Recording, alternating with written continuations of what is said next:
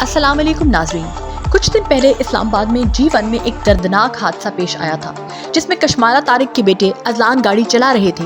उन्होंने traffic signals की खिलाफ वर्जी की, जिसके नतीजे में उन्होंने निहायत बेदर्दी से 4 लोगों को कुचल दिया था। अजलान की अबूरी ज़मानत के हवाले से कुछ इंकशाफात जो कि 100% मुतवक्के थे, सामने आ चुके हैं। मुजीबुर रहमान इस वाक़े में शदीद ज़ख्मी हो गए थे, जो कि ऐनी शाहिद भी थे।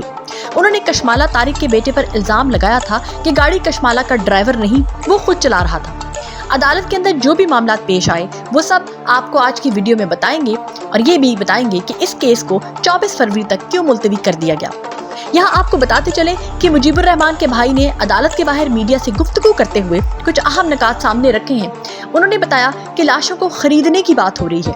हम मनसेहरा के गरीब अवाम हैं, इसलिए कशमाला तारिक लाशों की बोली लगा रही है। इस सिलसिले में 5 लाख की पेशकश की गई है। मुजीबुर रहमान ने इंतहाई अफसोसनाक बात बताई कि बाकी 3 अफराद के अहले खाना ने इस पेशकश को कबूल कर लिया है। नाज़रीन, लाशें बेच दी गई हैं। वही हुआ जिसका खदशा था। गरीब हार गया, इंसाफ हार गया, ताकत जीत गई, पैसा जीत गया। मुजीबुर रहमान ने मीडिया को ये भी बताया कि जो कुछ हो रहा है हम उस पर राजी नहीं हैं। हम इंसाफ लेकर रहेंगे, हम बिकाऊ माल नहीं बनेंगे। उसने मजीद बताया कि कशमाला तारिक का सेक्रेटरी हमारे पास आया और हम पर पैसे का दबाव डाला जा रहा है ताकि मुकम्मल राजीनामा हो जाए, जबकि अजलान के वकील ने ये कहा कि 3 बच्चों के वालिदैन ने माफ़ी दे दी है। उन्होंने कमरे अदालत में फी सबीलिल्लाह माफ़ी दे दी।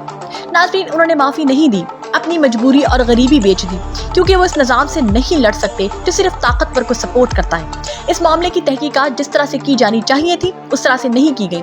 रात के वक्त CCTV फुटेजेस की मदद से बआसानी ये पता चलाया जा सकता था कि गाड़ी कौन चला रहा है। स्टीयरिंग पर महफूज फिंगरप्रिंट्स भी ड्राइवर की शनाख्त में मदद दे सकते थे, लेकिन ऐसा कुछ नहीं किया गया।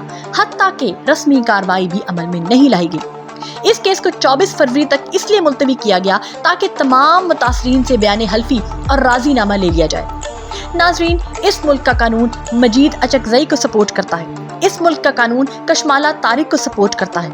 इस मुल्क का कानून रेमंड डेविस को सपोर्ट करता है। इस मुल्क में गरीब पैदा ही कुचले जाने के लिए होते हैं, चाहे वो महंगाई के बोझ तले कुचले जाएं या फिर उमराओ वज़रा की गाड़ियों के नीचे।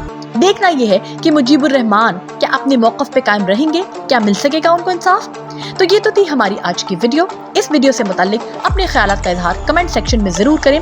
इसके साथ ही हमें दीजिए इजाज़त। अदद सराय चैनल को लाइक, शेयर और सब्सक्राइब करना ना भूलें।